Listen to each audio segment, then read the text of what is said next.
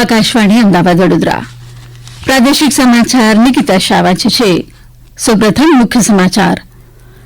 ગ્રામીણ વિસ્તારોમાં લોકોને અવરજવર માટે સરળતા રહે તે માટે 787 માર્ગોને કોન્ક્રીટ રોડ બનાવવા માટે 668 કરોડ રૂપિયાના ભંડોળને સરકારે મંજૂરી આપી.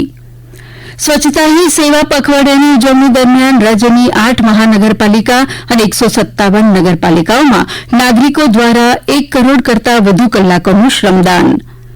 વિસનગરમાં ડાયાબિટીસથી પીડાતા બાળકો માટે પેન અને ઇન્સ્યુલિન કાર્ટેજનું વિતરણ કરાયું.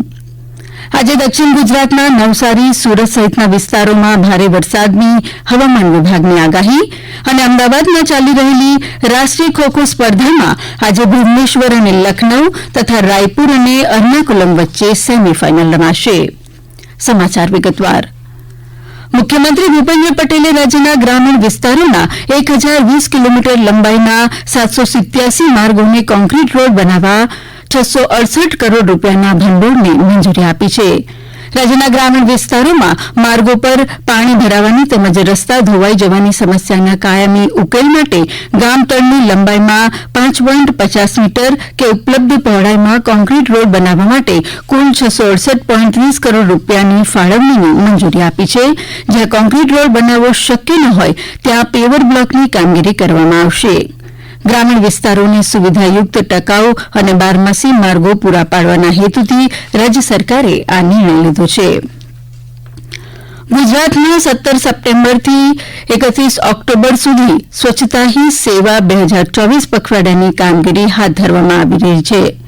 રાજ્યની 8 મહાનગરપાલિકા અને 157 નગરપાલિકાઓમાં આ અભિયાનની જનપ્રતિસાદ સાંપડી રહ્યો છે.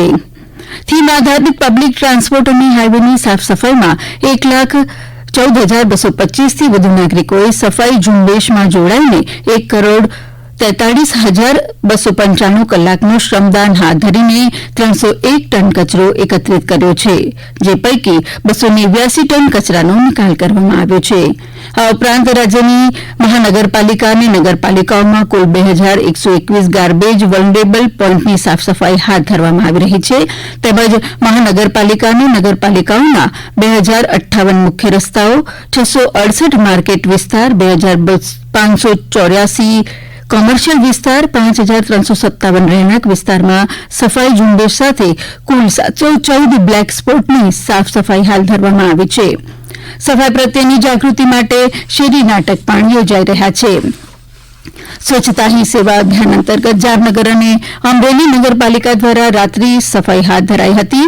નગરપાલિકાના કર્મચારીઓ અને સ્થાનિક નાગરિકો દ્વારા જામનગર અને અમરેલીના વિવિધ વિસ્તારોમાં સફાઈ કામગીરી કરાઈ હતી અને લોકોને શહેર તથા ગ્રામ્ય વિસ્તારોને હરિયાળું અને રોગચાળા મુક્ત બનાવવા સ્વચ્છતા જાળવવા આહવાન કરાયું હતું. ખંભાળિયા ખાતે સાયક્લોથોન દ્વારા લોકોને સ્વચ્છતા માટેનો સંદેશ પાઠવવામાં આવ્યો હતો. કેન્દ્રશાસિત પ્રદેશ દીવમાં સફાઈ કર્મીઓને કીટ વિતરણ, મેડિકલ ચેકઅપ કેમ્પ તથા એસબીઆઈ દ્વારા વીમા અંગે જાણકારી આપવામાં આવી હતી. જેતપુર નગરપાલિકા અને જેસીઆઈના સંયુક્ત ઉપક્રમે સાયકલ રેલીનું આયોજન કરાયું હતું. અરવલ્લી, અંકલેશ્વર, અમરેલી, બનાસકાંઠા જિલ્લામાં સ્વચ્છતા હી સેવા પખવાડિયા અંતર્ગત વિવિધ કાર્યક્રમો યોજાયા હતા. તો વલસાડના નારગોલ દરિયા કિનારે લોકોએ શ્રમદાન કરી દરિયાકાંઠાને સ્વચ્છ કર્યો હતો. મહેસાણા જિલ્લા પંચાયતના સ્વભંડોળમાંથી 30 લાખ રૂપિયાના ખર્ચે વિસનગરમાં વિવિધ આરોગ્યલક્ષી સેવાઓ આપવામાં આવી છે. લગભગ 185 જુવેનાઇલ ડાયાબિટીસ ટાઇપ 1 ધરાવતા બાળકો માટે પેન અને ઇન્સ્યુલિન કાર્ટેજ વિતરણ તેમજ સીએસઆર અંતર્ગત આ સેવાઓ પ્રદાન કરવામાં આવી હતી. હાઇફન ફૂડ્સના સહયોગથી 12 લાખ રૂપિયાના ખર્ચે 145 સગર્ભા બહેનોને 6 માસની પોષણ કીટનું વિતરણ કરવામાં આવ્યું હતું. આ ઉપરાંત એપીએમસીના ચેરમેનના સહયોગથી ડાયાબિટીસ માટે ગ્લુકોમીટર મશીનનું વિતરણ કરવામાં આવ્યું છે.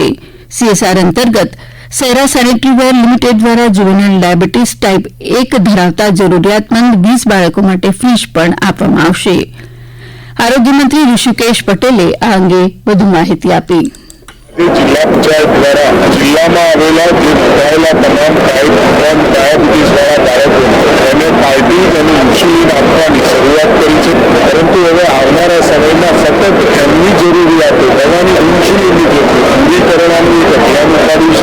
જે કુપોષિત માતાઓને સગર્ભા કીટ આપવાનો કાર્યક્રમ, સાચવવા માટેના ફ્રીજ સાથે તમાકુ ફ્રી ગુજરાત બનાવવાની મુહિમ અને આવતા સમયમાં વ્યસન મુક્ત અભિયાન સાથે આ કાર્યક્રમ જોડ્યો છે. આમ અનેકવિધ પાસાઓ સાથે લાગણીસભર આપનો કાર્યક્રમ એ આવનારા દિવસોમાં ખૂબ દિશાસૂચક બની રહેશે.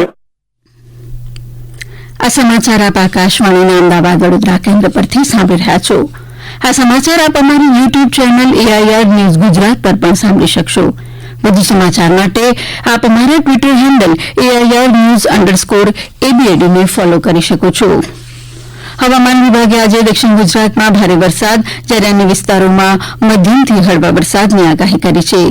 હવામાન વિભાગે આજે દિવસ દરમિયાન દક્ષિણ ગુજરાતના વલસાડ, તાપી, સુરત અને કેન્દ્રશાસિત પ્રદેશ દીવ, દમણ અને દાદરાનગર હવેલીમાં ભારે વરસાદનું યલો એલર્ટ જાહેર કર્યું છે.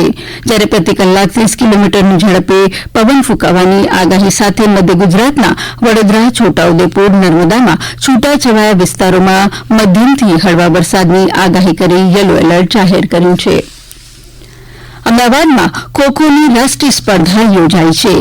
કેન્દ્રીય વિદ્યાલય અમદાવાદ કેન્ટ ખાતે નેશનલ ખોખો સ્પોર્ટ્સ મીટ અંડર-14 ભાઈઓની રમત રમાઈ રહી છે. ખેલાડીઓ મેચ જીતવા માટે એડી ચોટીનું જોર લગાવી રહ્યા છે. ક્વાર્ટર ફાઇનલ મેચ ભુવનેશ્વર અને મુંબઈ વચ્ચે રમાઈ હતી, જેમાં ભુવનેશ્વરની ટીમે શ્રેષ્ઠ રમતનું પ્રદર્શન કરી વિજય મેળવ્યો હતો. જ્યારે રાંચી અને લખનઉ વચ્ચે રમાયેલી રસાકસીભરી મેચમાં લખનઉની ટીમે જીત મેળવી સેમીફાઇનલમાં પ્રવેશ કર્યો હતો. આ ઉપરાંત રાયપુર અને જમ્મુ વચ્ચેની મેચમાં રાયપુરનો વિજય થયો હતો. હવે આજે સેમીફાઇનલમાં ભુવનેશ્વર સામે લખનઉ અને રાયપુર વિરુદ્ધ અર્નાકુલમ વચ્ચે મેચ રમાશે. પશ્ચિમ રેલવે દ્વારા યાત્રીઓની સુવિધા તથા તેમની માંગ પૂરી કરવાના ઉદ્દેશ્યથી ઉધના અને હિસાર તથા વડોદરા અને હિસાર વચ્ચે વિશેષ ભાડા પર વન વે સ્પેશિયલ ટ્રેનો ચલાવવાનો નિર્ણય લેવામાં આવ્યો છે. ઉધના હિસાર સ્પેશિયલ ટ્રેન મંગળવાર 24 સપ્ટેમ્બરના રોજ ઉધનાથી રાત્રે 10:55 ઉપડશે અને બીજા દિવસે રાત્રે 9:30 હિસાર પહોંચશે. આ ટ્રેન માર્ગમાં સુરત, ભરૂચ, વડોદરા, આણંદ, અમદાવાદ, મહેસાણા, પાલનપુર, આબુ રોડ, મારવાડ, બ્યાવર, અજમેર, ફુલેરા, રીંગસ, નારનોલ, રેવાડી અને ભિવાની સ્ટેશનો પર રોકાશે. જ્યારે વડોદરા હિસાર સ્પેશિયલ બુધવાર 25 સપ્ટેમ્બરના રોજ વડોદરાથી રાત્રે 11:45 ઉપડશે અને બીજા દિવસે રાત્રે 8:30 વાગે હિસાર પહોંચશે. ભાવનગરની ગોપકન્યા છાત્રાલયની વિદ્યાર્થીનીઓને કૌશિકી નૃત્યની તાલીમ આપવામાં આવી. ઉલ્લેખનીય છે કે કૌશિકી નૃત્યમાં શરીરના દરેક અંગ અને ગ્રંથિને કસરત મળે છે. વિદ્યાર્થીઓને શરીરની સ્વસ્થતા જળવાય તે અંગે તાલીમબદ્ધ કરવા માટે આ વિશેષ તાલીમ શિબિર યોજાઈ હતી, જેમાં વિદ્યાર્થીઓને યોગ અને કસરત વિશે સમજ આપવામાં આવી હતી. રાજ્યના કૃષિ અને પશુપાલન મંત્રી રાઘવજી પટેલના અધ્યક્ષસ્થાને જૂનાગઢમાં એક ચિંતન શિબિર યોજાઈ ગઈ. વેટરનરી કોલેજ ખાતે રાજ્યકક્ષાની ચિંતન શિબિરમાં મંત્રીશ્રીએ જણાવ્યું હતું કે પશુપાલકોના આર્થિક ઉત્કર્ષ માટે વધુ ધ્યાન કેન્દ્રિત કરવું પડશે. તેમણે રાજ્યભરના પશુપાલન અને ડેરી ક્ષેત્રના નિષ્ણાતોને પ્રવર્તમાન યોજનાઓને વધુ કાર્યક્ષમ બનાવવા જરૂરી સૂચનો કરવા અપીલ કરી હતી. મંત્રીશ્રીએ પશુપાલકોને આર્થિક રીતે સશક્ત કરવા માટે કેસીસી એટલે કે કિસાન ક્રેડિટ કાર્ડનો વ્યાપ વધારવાને આવશ્યક ગણાવ્યું હતું. અમદાવાદ મહાનગરપાલિકા દ્વારા જાહેર પાન મસાલા ખાઈ થૂકીને ગંદકી કરનારા લોકો સામે કડક હાથે કામગીરી કરવામાં આવી રહી છે. શહેરમાં 7 ઝોનમાં કામગીરી કરી 65 જેટલા લોકો સામે કાર્યવાહી કરી 6,550 રૂપિયાનો દંડ વસૂલ કરાયો હતો. સૌથી વધુ દક્ષિણ ઝોનમાં 21 અને મધ્ય ઝોનમાં 17 લોકો સહિત તમામ ઝોનમાં કામગીરી કરવામાં આવી હતી. હાલમાં મુખ્ય સમાચાર ફરી એકવાર. ગ્રામીણ વિસ્તારોમાં લોકોને અવરજવર માટે સરળતા રહે તે માટે 787 માર્ગોને કોન્ક્રીટ રોડ બનાવવા 668 કરોડ રૂપિયાના ભંડોળને સરકારે મંજૂરી આપી. આજે દક્ષિણ ગુજરાતના નવસારી, સુરત સહિતના વિસ્તારોમાં ભારે વરસાદની હવામાન વિભાગની આગાહી. અને અમદાવાદમાં ચાલી રહેલી રાષ્ટ્રીય ખોખો સ્પર્ધામાં આજે ભુવનેશ્વર અને લખનઉ તથા રાયપુર અને અર્નાકુલમ વચ્ચે સેમીફાઇનલ રમાશે. આ સાથે આકાશવાણીના અમદાવાદ વડોદરા કેન્દ્ર પરથી પ્રાદેશિક સમાચાર પૂરા થયા.